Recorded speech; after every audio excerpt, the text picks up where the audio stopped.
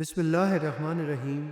غزوہ تبوک کا پس منظر کچھ اس طرح ہے کہ رجب 9 ہجری میں نبی اکرم صلی اللہ تعالیٰ علیہ وآلہ وسلم کو اطلاع ملی کہ شام کے بادشاہ ہرقل نے مسلمانوں سے مقابلے کے لیے 40,000 کا لشکر تیار کیا ہے جو بلقا کے مقام پر پہنچ گیا ہے۔ تو نبی کریم صلی اللہ تعالیٰ علیہ وآلہ وسلم نے فوری طور پر سفر کا حکم دیا تاکہ دشمن کی سرحد یعنی تبوک پر پہنچ کر ان سے مقابلہ کیا جائے۔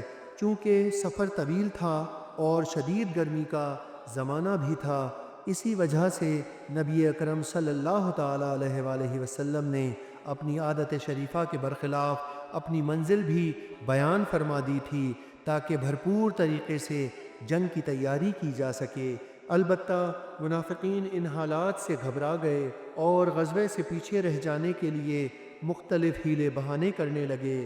غزوہ تبوک کے اہم واقعات کا خلاصہ کچھ اس طرح ہے کہ حضرت ابوبکر صدیق رضی اللہ تعالیٰ عنہ نے اپنا سارا مال لا کر آپ صلی اللہ تعالیٰ علیہ وآلہ وسلم کی خدمت میں پیش کر دیا۔ حضرت عمر فاروق رضی اللہ تعالیٰ عنہ نے اپنا آدھا مال اور حضرت عثمان غنی رضی اللہ تعالیٰ عنہ نے 300 اونٹ میں ساز و سامان اور 1000 دینار خدمت اقدس میں پیش کیے۔ حضرت علی کرم اللہ وجہہ کو گھر والوں کی خبر گیری کے لیے چھوڑا اور حضرت محمد بن مسلمہ انصاری رضی اللہ تعالیٰ عنہ کو مدینے کا والی مقرر کر کے آپ 30,000 کا لشکر لے کر روانہ ہوئے جس میں 10,000 گھوڑے تھے۔ تبوک پہنچ کر نبی مکرم صلی اللہ تعالیٰ علیہ وآلہ وسلم نے 20 روز قیام فرمایا لیکن کوئی مقابلے کے لیے نہیں آیا، تو آپ صلی اللہ تعالیٰ علیہ وآلہ وسلم نے مدینہ منورہ کی طرف کوچ کیا۔ سفر سے واپسی پر نبی اکرم صلی اللہ تعالیٰ علیہ وآلہ وسلم نے منافقین کی بنائی ہوئی مسجد زرار کو گرانے اور جلانے کا حکم دیا۔ سفر سے واپسی پر جنگ سے پیچھے رہ جانے والے منافق مختلف ہیلے بہانے کر کے اپنا عذر پیش کرنے لگے، تو آپ نے ظاہری طور پر ان کے عذر قبول کر کے ان کے دلوں کا حال اللہ تعالیٰ کے سپرد کر دیا۔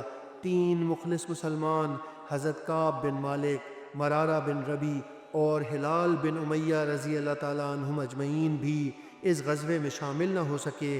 انہوں نے بارگاہ نبوی میں حاضر ہو کر کوئی عذر پیش نہیں کیا بلکہ اپنا قصور مان کر معافی کی درخواست کی۔ نبی اکرم رحمت للعالمین صلی اللہ تعالیٰ علیہ وآلہ وسلم نے صحابہ کرام رضی اللہ عنہم کو 50 روز تک ان 3 حضرات سے بات چیت نہ کرنے کا حکم دیا۔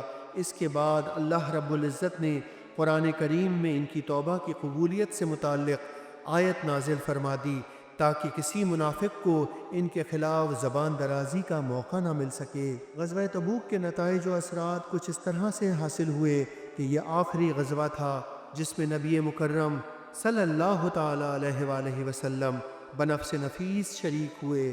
اس غزوے میں کوئی جنگ تو نہ ہو سکی، البتہ آس پاس کے قبائل نے بارگاہ نبوی میں حاضر ہو کر صلح کی درخواست کی اور جزیہ دینا قبول کیا۔